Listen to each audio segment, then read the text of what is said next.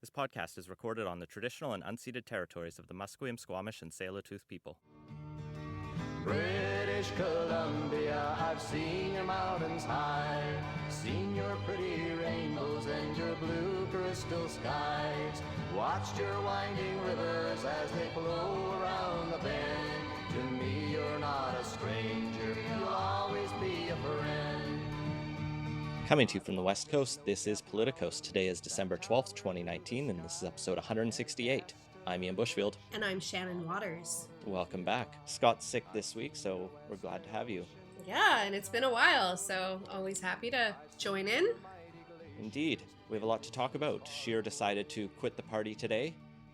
You've been covering how BC apparently isn't selling any weed. No, none at all. And the forestry sector's in not too good of a shape. First, though, we should thank everyone who helps make this show possible. We're up to 76 contributors every month. That's 4 new patrons this week. Thank you all. We're going to keep the show going through 2020, but we need your support at patreon.com/politicos. It was just announced today that we're going to be part of Fan Expo here in Vancouver in the spring. I think it's in February. I don't know how we're going to make that work, but it'll be a fun show. We'll be there with all the comic book nerds and whatever else is at Fan Expo. Help us build the audience by telling others about us at Facebook and Twitter. Thanks to Cortado Productions for the editing services that help make this possible. And thanks to BC Today. How many more issues are coming out before the end of the year, Shannon? We have tomorrow's edition, which will be mostly about cannabis in one form or another. And then I'm writing next week as well. So I believe the last edition goes out on December 20th.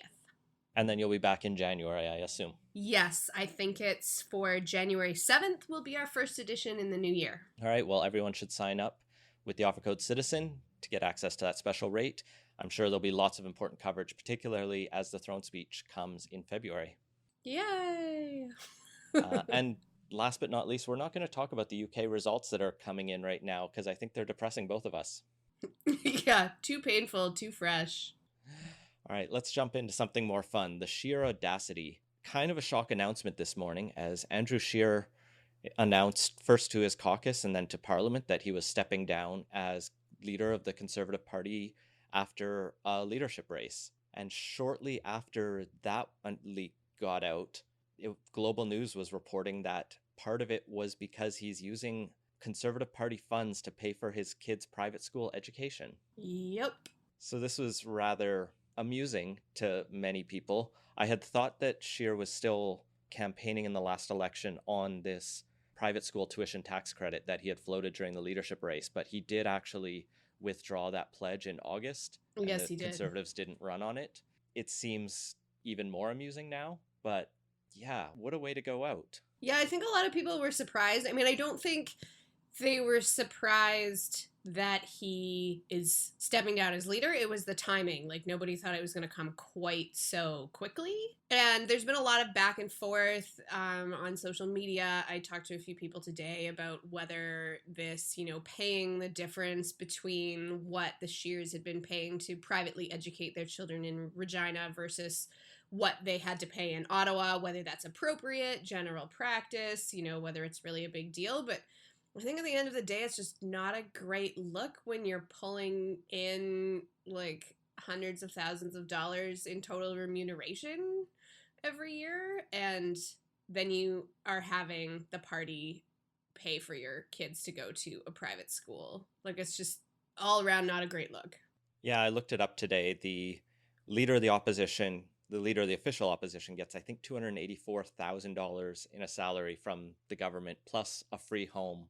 And meanwhile, the Conservative Party officials were saying that this is a normal practice to cover relocating costs for their party leaders. And that includes the difference in schooling costs between Regina and Ottawa. But when I look at the other part, well, I can imagine Justin Trudeau's kids go to private school, but Jagmeet Singh, I don't think he has kids yet, but, No. I can't see him sending his kids to private school. But it is amusing. I think I saw Stuart Press pointing this out first, that, this is kind of, in a way, the second private school scandal of the year for a political party leader in Canada. Those private schools just causing all kinds of trouble. And so it's weird Conservatives kind of going to bat for Scheer over this. And it's suggested, though, that also when he talked to his caucus this afternoon about whether he should stay on as leader in the interim period, the private school issue didn't come up because I guess they just have a different concept of this. Like, or I've seen some suggestions that like a lot of people would have known this. Like if it is party policy, there would be people within the party who knew what the money was being used for, and that potentially someone who thought it was time for Scheer to make his exit thought of an angle to use this information to kind of give that extra leverage or twist. I don't know. I don't pay as close attention to the federal parties and politics as I do to what goes on here in the province. So, yeah, it is a way to sort of kick him while he's on his way out. although, like you said, overall, there's been a lot of well wishes, a lot of thank you for your service. I mean, that's very much what happens from opposing parties. Like, you don't say nasty things about a leader who is stepping down from another party in public. Anyways, you make these gracious statements and nod and smile and whatever. But even from within the party, there seems to be a lot of people being like, thanks for your efforts, and we appreciate you, and now off you go. Yeah. I do wonder, though, if it's a wise idea for Scheer to stay on in the interim period. One of the things that sort of did well for the Conservatives was having like Ronna Ambrose step up after Harper left office, and she actually gained a lot of credit for the Conservatives during the interim period. Now, Nicole Turmel, I believe it was, for the NDP, after Jack Layton died, was not as prominent of a leader. So I guess interim leaders can kind of be hit or miss.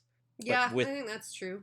With the scandal here kind of overhanging Scheer, it might almost be better just to make a clean break, have someone who's, not going to get the party any negative press in the meantime. Yeah, I mean, I think we'll have a better idea, like, sort of further down the road, how much of a scandal this actually is, how much it impacts, the party and the leader, interim leader, et cetera, et cetera. I'm really curious because there's so many names being kicked around already as for who is going to run for the Conservative Party leadership. Mm-hmm. I think I want to touch on mostly the BC ones because you probably have the best knowledge of that. But first I'll talk about, polling. I know pollsters are in the field right now. I think I saw Ecos is already throwing names out there, but Abacus a month ago was asking about different potential candidates versus Andrew Scheer. And, Peter MacKay was coming out on top. Among Conservative voters, they were very excited about the idea of Stephen Harper coming back, which I don't think will happen. Anything's possible when it comes to politics. The other big names are, Brad Wall. He's not got a job right now, or at least a prominent job. I think Jason Kenney's already ruled it out. There's a few people yeah. There are a few people who lost, like the Ontario Conservative leadership race, like Caroline Mulrooney, or there's Michelle Rempel in a federal cabinet. But here in BC, we have a couple people who kind of sat out the last leadership race. There's John Baird, most notably. Have you heard anything about whether he's open to running? No, not at this point in time, although he was on my radar as well. Another name that I don't think is particularly likely, but I did see bandied about on social media, gotta love Twitter, was Gordon Campbell, the former BC Liberal Premier. Should maybe consider whether he wants to get into federal politics. Oh, that would be scandalous, because there was the weird allegations against, or not weird, there were the allegations against him during his time in the Canadian Embassy in London. Oh, yes. Harassment allegations. So I'm sure that would be dredged up very quickly were he to come around. I would imagine so. You could see Christy Clark jump for it, but I think she was always more of a federal liberal. Yes. And she seems to be sort of enjoying her current station. I mean, I don't have a whole lot of insight into Clark. She was premier before I started working at the BC legislature. But it sounds like, I don't know, I don't sense a lot of interest there. But like I said, anything is possible when it comes to politics. And any names coming from the BC Liberal caucus who are looking for a different angle? Haven't heard anything so far. I mean, for right now, the BC Liberals are sort of working their way, gearing up for another election, and I think everybody's focus has been on that. And I don't know that they have anyone at the moment who's sort of high profile enough and leans conservative enough to make a solid run. But it'll be interesting to see if, maybe somebody emerges in the near future. All right. Well, I just wanted to pivot before we go into our next segment on some other federal leadership news that I actually missed a story from a couple weeks ago. The Georgia Straight was reporting that Paul Manley was taking a pass at the federal leadership of the Green Party. He was elected in February. He's one of 3 Green MPs. And in that same article, it's pointed out that the Greens' 3rd MP from Fredericton, Jenica Atwin, was also going to pass on leadership. So it looks like the Greens will not have a elected leader when they eventually vote them in. Interesting. And the other interesting thing is Paul Manley, our Nanaimo Ladysmith MP, he was one of the only non-conservatives to vote against the Liberals on one of their first confidence tests. There was basically a supply bill early this week, I think it was C2, just to give the government some money, and the Conservatives voted against it, but the NDP and Bloc were all in favor of it, the Independents. And Paul Manley alone on sort of the non-conservative bench stands up and says, I vote against this. And I reached out to his office and asked why, and he put up a blog yesterday basically saying, he knew this vote wasn't going to make a difference, and so he wanted to just vote no on principle and say, I don't think the Liberals are doing enough on climate change. I have another of other concerns. I'm happy to work across the aisle, but I wanted to be able to stand up and say I'm doing the best I can for the future. Interesting. I was going to say, because I'd seen the story, but not sort of his reasoning behind it. I mean, I guess that's part of what you're there to represent your constituents. And if you think that your constituents' interests are represented by a symbolic vote on something like a supply bill, then more power to you. I mean, it gets them a day of press. There are a few names being bandied about for the federal Green Party. David Murner, who's the former Green candidate for Esquimalt Saanich Suk, is apparently looking to run.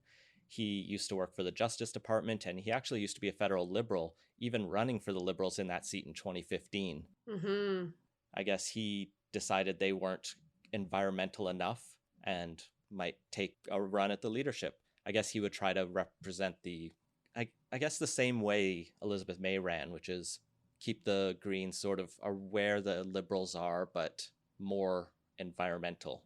There are going to be so many leadership races going on in the new year. It's going to be bonkers. Well, there's 2 Green ones alone. Mm-hmm.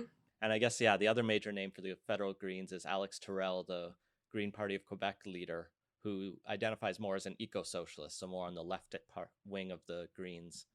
Oh, interesting. So that'll be the big debate. I think Terrell has been in the news quite a bit for being critical of May, both even during the election and then right after, especially. All right, well, let's jump into the second segment. Betty and Souk must still be doing well. Shannon, you've been following with interest the Stats Cannabis figures. I saw they changed the name on their website from Stats Cannabis for this.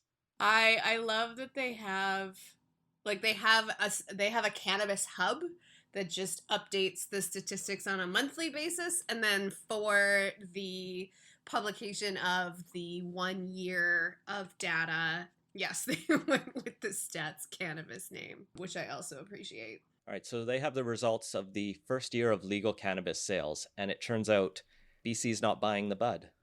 No, BC had, and it's not really a surprise for those of us who have been following the way BC's recreational legal cannabis framework has unfolded, but BC posted the lowest per person sales in the entire country, which I think for people who were, like I said, who are not following the story is something of a surprise. Yeah, we spent a nice $10 per capita over the entire year. $10. People in the Yukon spent over $100 a head. And looking at those government stores, weed on there is not cheap. That's just 2 joints a person here in BC. No, and one of the things that or a gram of the pricier stuff, or right. Middle of the range stuff. One of the things, the data that I haven't seen is sort of what the pricing is like across the country. I don't know what those structures are like. There's a mix of retail models out there from province to province. Things are often different. So you can't make really a direct comparison, I don't think, but like overall generalizations, British Columbians are buying the least amount of legal weed for value of any people in the country. So BC in total pulled in just less than $50 million in a whole year of legal cannabis sales. For context, Ontario, which is the most populous province, so, a lot more people out there, they sold $217 million. Overall, that's the largest sales. But when it comes to per capita, Ontario is only at about $15 per head. Like I said, the Yukon was leading things. $103 per person in terms of legal cannabis purchases.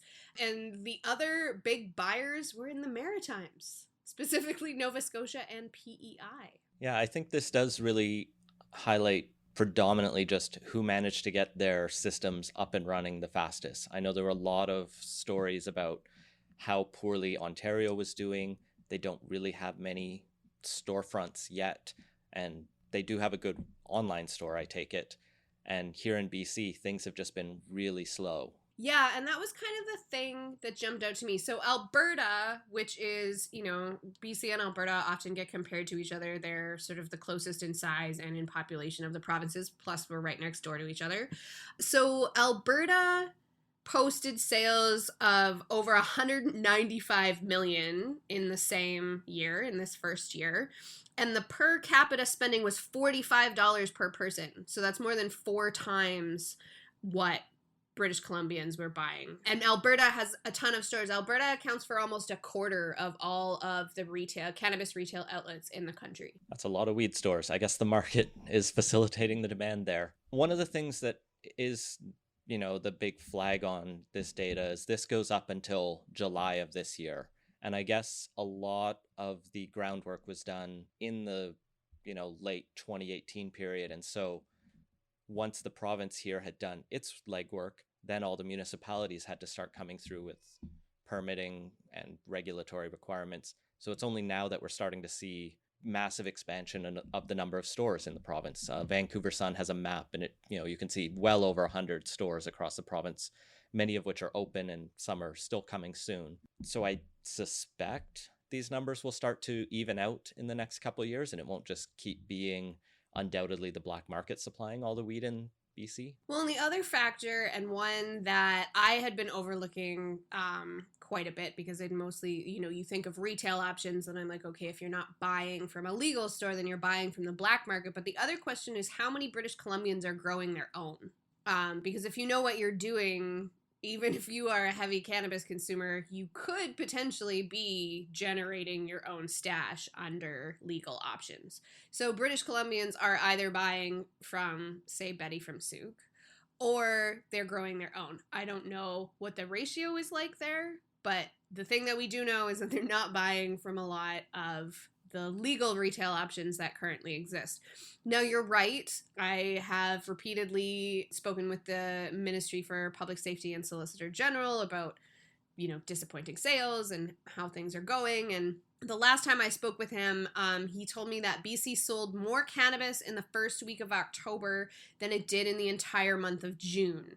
And June had seen some significant sales growth over earlier in the year. At that time, I was told that there were 171 retail licenses that had been issued. Now, not all of those stores are currently open, but the licenses have been issued, so, things should be underway shortly. As of this week, I was looking at the Liquor and Cannabis Regulation Branch's map of open stores and licensed stores. So by their tally, there were 106 legal private cannabis stores open in the province, and another 82 had been issued licenses. So lots and lots of private retail options starting to come online.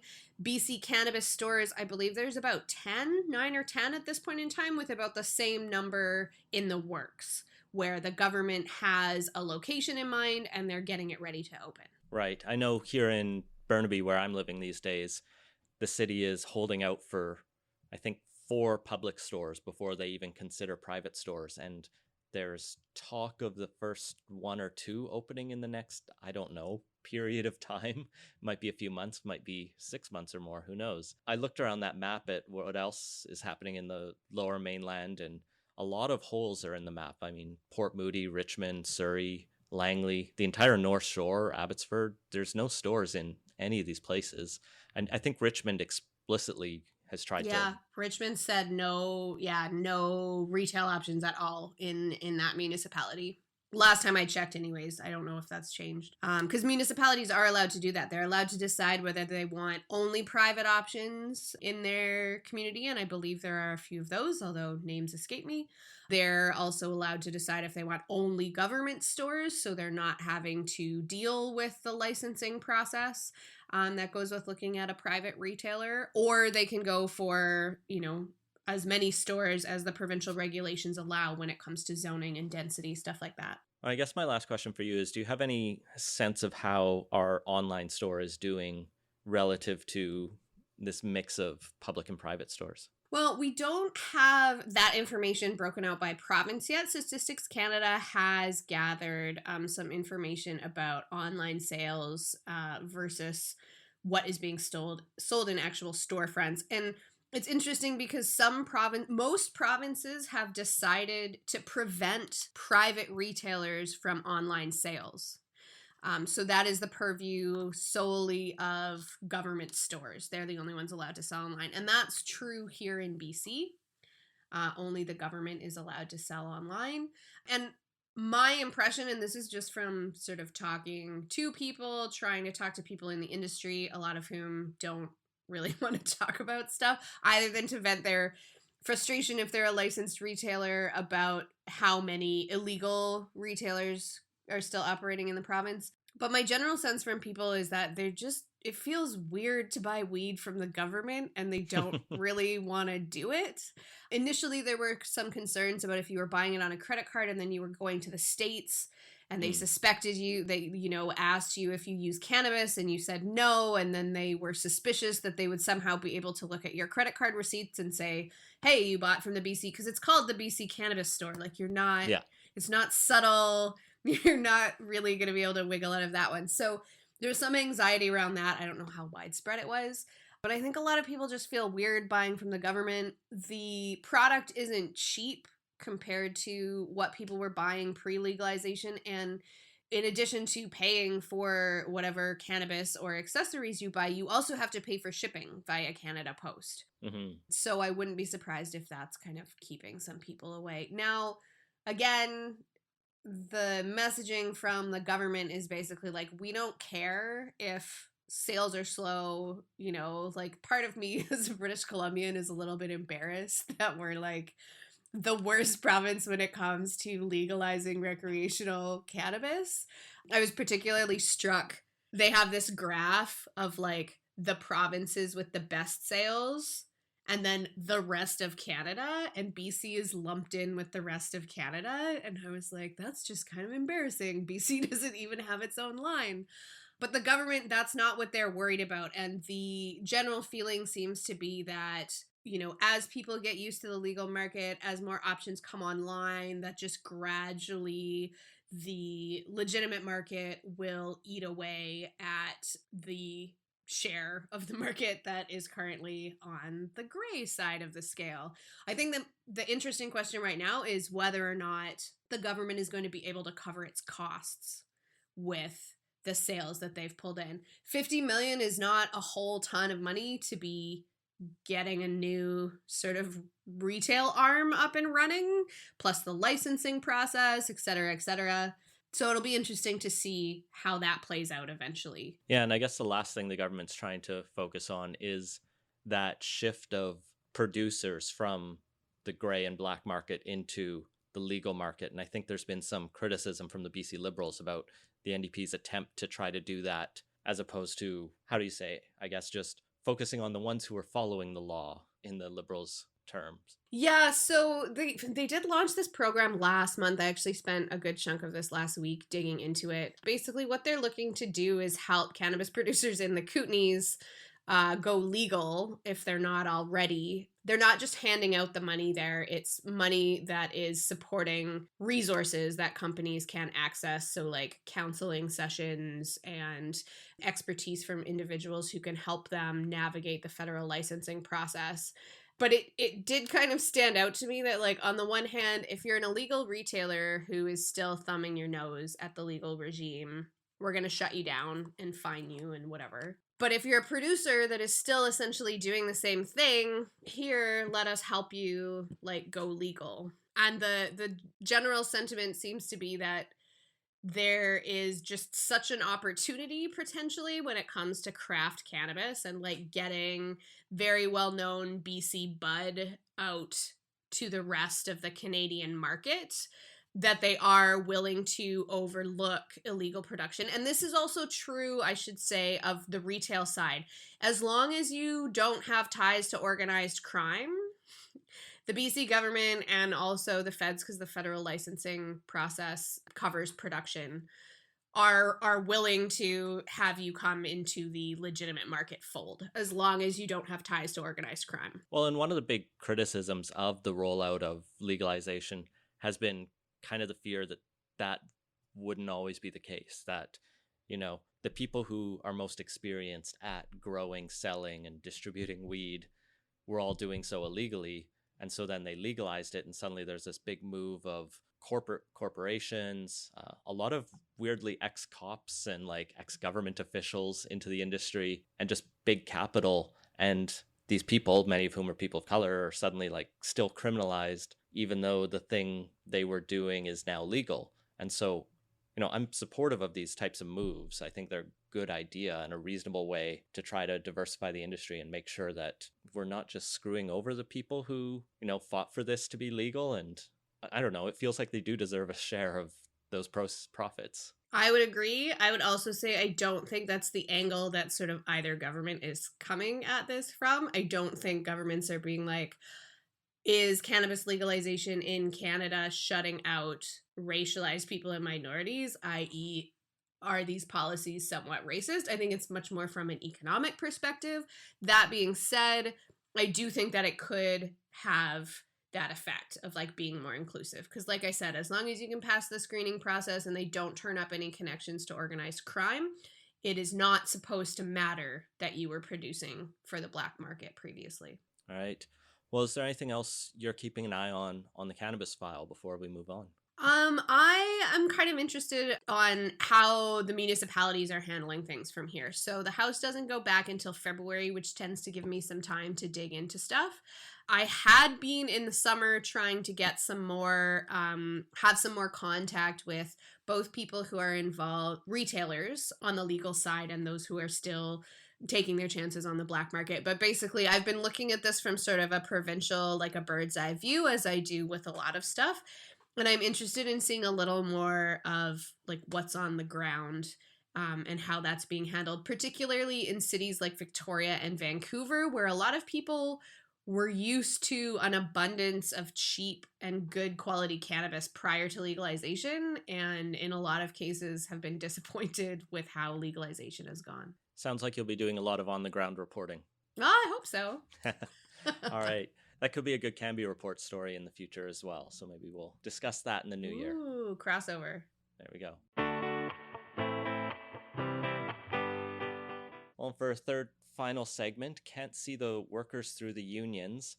The BC Liberals and a number of protesters were raising concerns this week around the legislature that the NDP government is not doing enough to support forestry workers. In this case, they're specifically looking at forestry workers in NDP-held ridings on Vancouver Island who've been on strike for months now, right? Yeah, we're in the 6th month now of a strike by the United Steelworkers against Western Forest Products, who are a very large company within the forest sector here on Vancouver Island. And the pun I was trying to get at there in the title of the segment is the Liberals' critique that the NDP accepted a bunch of money from the United Steelworkers, so perhaps they're sitting on their hands, taking the side of the union and not actually doing anything to help the forestry workers. And so we haven't talked about forestry much on this podcast, probably because Scott and I spend way too much time in the city, and he thinks a lot about concrete, and I think about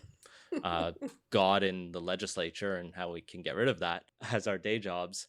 So maybe you can give us kind of the crash course on where this industry is at in the province, because I know it's not good. No, so full disclosure, my family has a fairly extensive background in forestry on Vancouver Island, and I do have a family member, one of my mother's brothers, who is involved in United Steelworkers and the strike that's going on for Western forest products. Forestry in BC, it's a foundational industry, and it has been suffering or floundering or transitioning, as some people like to say, for basically as long as I've been alive. Like, you can go back to the 1970s, and the industry has been contracting in terms of the number of workers due to like mechanization and advancements in technology. But there have also been struggles around how forests are managed and how much material we can pull out of our forests in BC. BC has a lot of forests, but forestry is a renewable resource, but trees don't just spring up at harvestable size overnight. There's long time periods involved when you need to be cultivating timber, or at least have replanted a stand, then wait to go and harvest it. We also have this sort of perennial cyclical dispute with the United States over how we manage our lumber, specifically softwood lumber. And I won't get into the technical details of that because that could take a while. But basically, every few years or so, it seems, the United States tries to take Canada to court by saying that our rules aren't fair and we're being protectionist about our lumber. And then we go to court, we go through this whole process. I don't think Canada has ever lost. That sounds right to me. I think we've done pretty well on those cases. The problem is that the fines that are levied against the US and that they have to pay back to us don't tend to measure up to the economic losses that we suffer with an industry that is so large. And now other Canadian provinces do export softwood as well, but BC has the lion's share of that export, particularly when it comes to the States. So one of the big things, the Liberal government did it, the NDP government is doing it, is trying to diversify diversify BC's forestry industry. Part of that has been about courting other markets, a lot of them in Asia. China has been a big one. Also Japan and Vietnam, I think, was another one of them. Anyways. And even doing a bit domestically with promoting timber frame buildings and a few other options there, I think, is part of this idea. And that rolls into, so there have been changes to the building code recently. They're happening across Canada, but BC kind of decided to get a jump start on things and increase the allowable height for wood frame buildings. Now, part of the reason that can be done is because of like post-production wood products.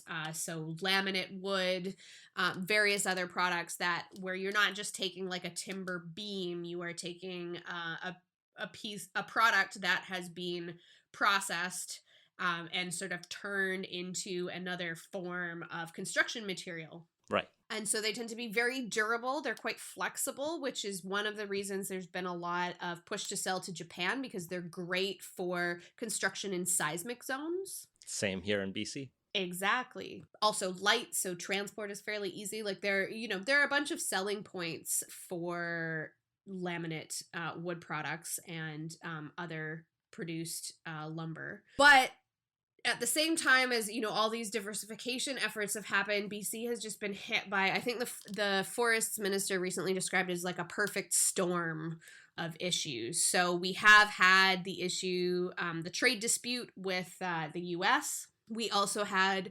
those terrible historic wildfire seasons that burned huge swaths of the province, including many what would have been harvestable timber. Now, some of that was salvaged, but a lot of it was just lost. Low commodity prices in general, and climate change impacts, where we are starting to see timber stands not grow the same way that they used to, not produce the same way that they used to. So forestry has been struggling for a very long time. The thing with the coastal forest industry and this labor dispute is it's kind of separate from that. The issue there, the company is arguing that they are struggling with supply, as many other forest companies across the province are. We've seen mill closures and curtailments. But these guys have now been, for 6 months, the union workers have been striking, and they have a number of demands on the table. And the company has been unwilling to budge. There's now a mediator involved. And, don't get me wrong, like, union workers are hurting because they're not earning, as they're out of work, they're on the picket line, they're not earning the way that they would be if they were actually going to work. But the ones who were at the legislature this week were contractors. These are people who are doing everything from pulling trees out of the forest, truck loggers, so the ones who are hauling trees from where they're being harvested to the mills where they're being processed. Basically, like, everybody up and down the forestry supply chain. We were told that there were union workers there. The union actually came out and said, we do not support this action. They don't want the government to get involved. They want, a deal to be made via negotiation and mediation. But we were told that they were there. I couldn't find any. There were none that identified themselves as such when they were talking to media or the mic, which is maybe understandable. But I just want to note that we were told there were union members there. None of them made themselves known. But there were about 200 people on the steps of the legislature. And a lot of them were, made these very heartfelt statements about how much they are struggling. Some of them have been out of work since the beginning of July. Well, and when you compare the different strike and job actions we've seen so far, the governments seem to have taken a very similar approach of, let the negotiations happen. That happened for the proposed strike actions for the 2 unions on the transit system here in Vancouver. Before the buses shut down, there was a last-minute deal negotiated. And then before the transit or the SkyTrain strike, there was I think it was like 20 minutes before they were supposed to start striking. They basically penned that deal.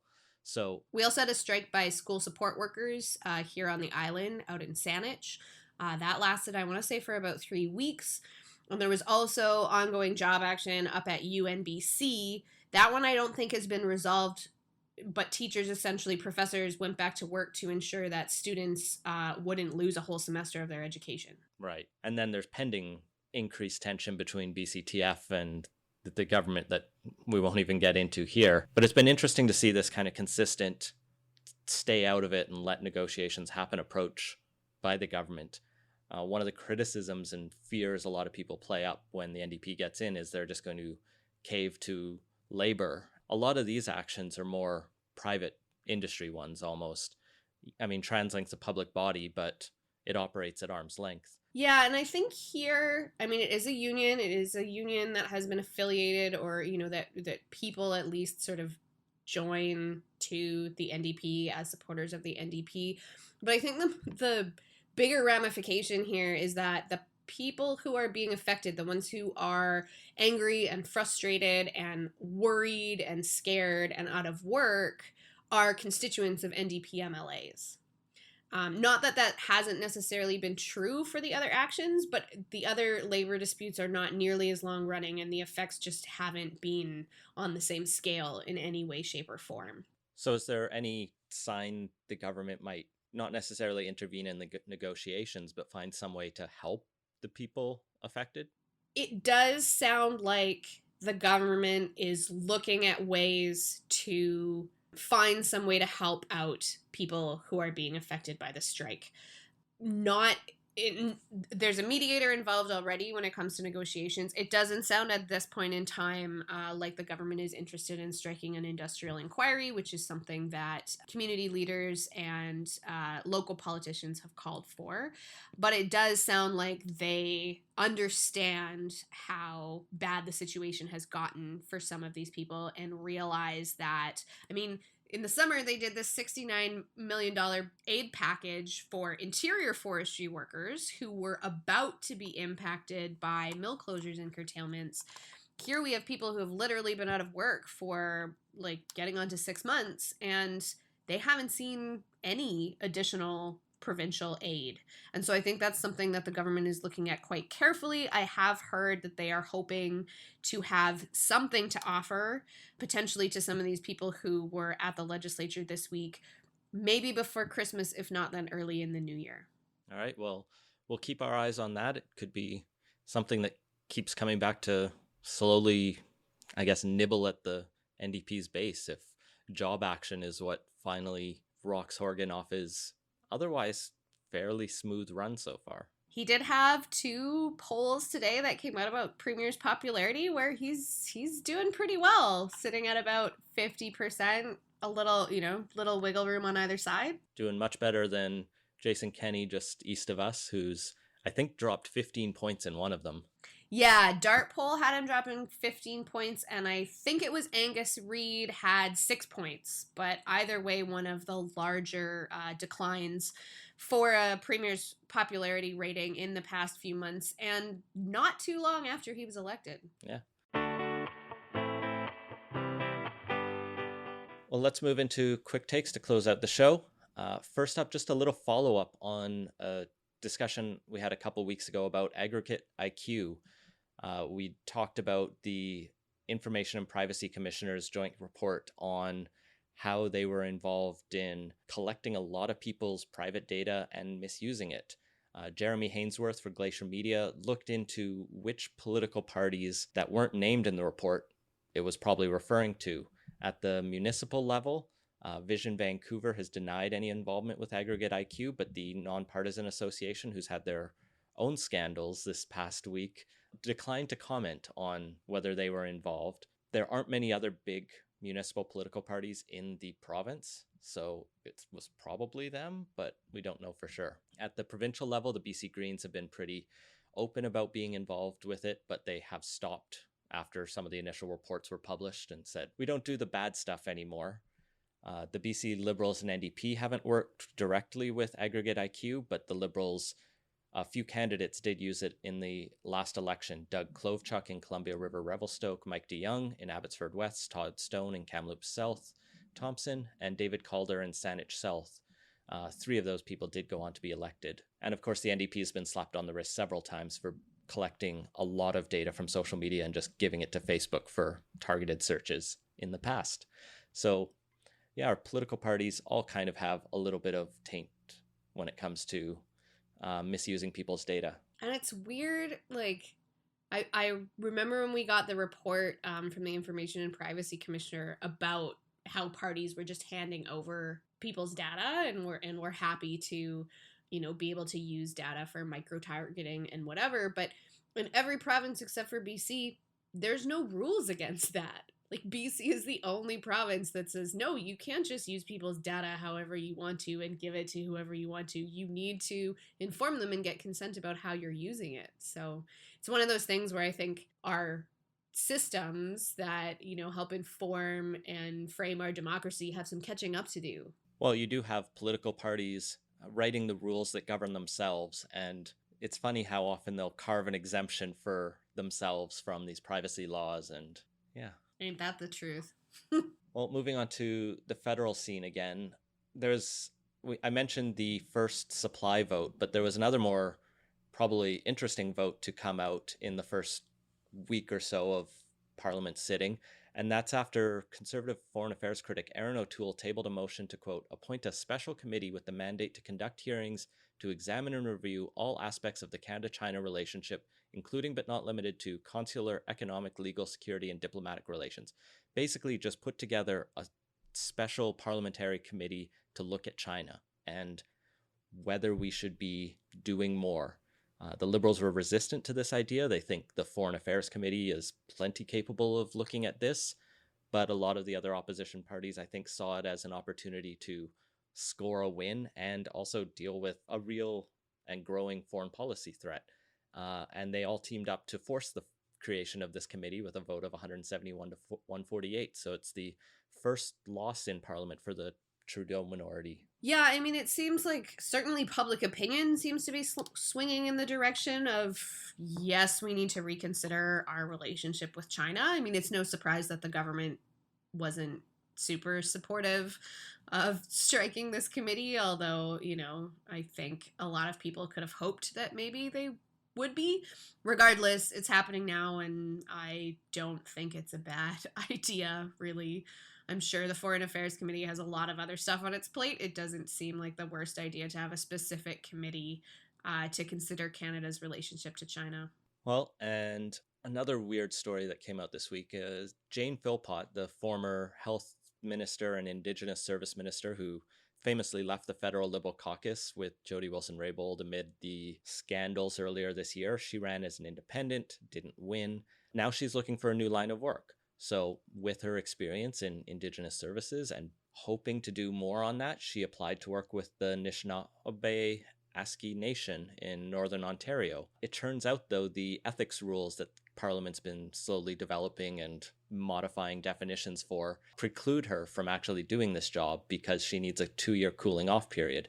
So now she's only able to volunteer in this role. Yeah, and I'm sure that's, really disappointing both for herself and for the nation that wanted to hire her. Unfortunately, I think with rules like this, like in order to sort of shut out the shady side of the business, occasionally you're also going to catch up, what could be seen as a deal that works for like the public or general good or is at least somehow less shady. My understanding is she applied for a waiver and was denied. So there is a mechanism in place where you can request exceptions. Yeah, the ethics commissioner decided for whatever reason, I guess he doesn't have to publish his reasons or talk to the media about it, that she didn't deserve the waiver. This wasn't a public interest enough. And you can appeal that, but she decided not to and figured it was just better to get on with volunteering. Having come from several ministerial roles, she's probably got a little bit of money in her pocket and can manage to live without the pay. She did tell CBC that she thinks the rules were probably more meant for for-profit corporations benefiting from future contracts. Don't go straight from the PMO to SNC-Lavalin, for example. I'll also refer back to various episodes of Boys in Short Pants podcast. They love discussing ethics and conflict of interest and all of the nuances of this, and they have some great explainer episodes on that for those who want to figure out how our ethics laws work. And I think they do point out that there's been several changes to definitions that have led to increasing numbers of these seemingly unintentional effects. But while we're talking about Jane Philpott, let's also talk about why Jody Wilson-Raybould was in the news today. She's taken up camp, it seems like, in the offices she had when she was a minister before being kicked out of the Liberal Party, and she's decided not to give them up. Yeah, I was reading. No, I only read the CBC coverage of this. It popped up. Her name was trending on Twitter, and I was like, that's weird. I hadn't, there was nothing on my radar for that. So I read the CBC story, and from what I could tell, she seems to be insisting that the fact that she had the offices smudged the government should therefore just let her stay in the space because it has been smudged and blessed and is therefore sort of her space, which I have to admit I don't understand the logic there. Like, it's space that is set aside for ministerial offices. She is no longer a minister. She is no longer a member of the governing party. She is an independent, and therefore, she is entitled to different space within the Commons. I can't imagine what would happen here if one of the former Liberal ministers had just decided to stay in their former ministerial offices after,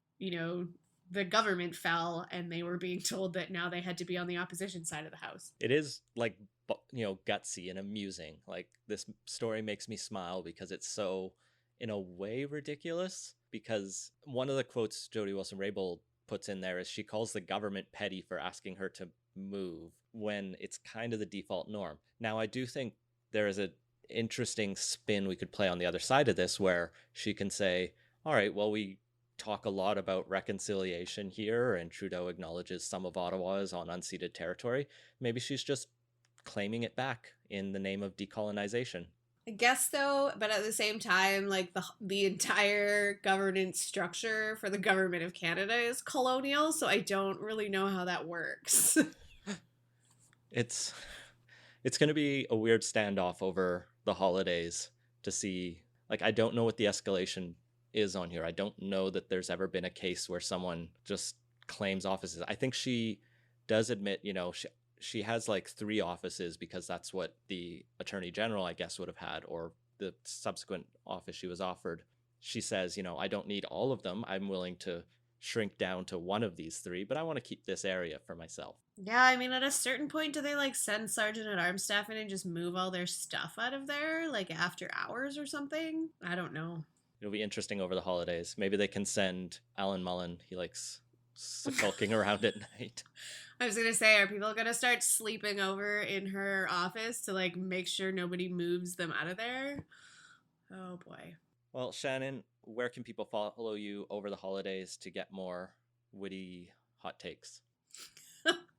Well, I do spend way too much time on Twitter. My personal handle is @SoBitterSoSweet. And then once I get back to reporting, there will be some next week if there's anything of interest, but also in 2020 if you're interested in everything that is going on in #BCPoly. I am at BC Today Official on Twitter. And then check out BritishColumbiaToday.ca. And that's been Politicos. Find everything we talked about at politicos.ca. Support the show and get access to exclusive Slack channel at patreon.com/politicos.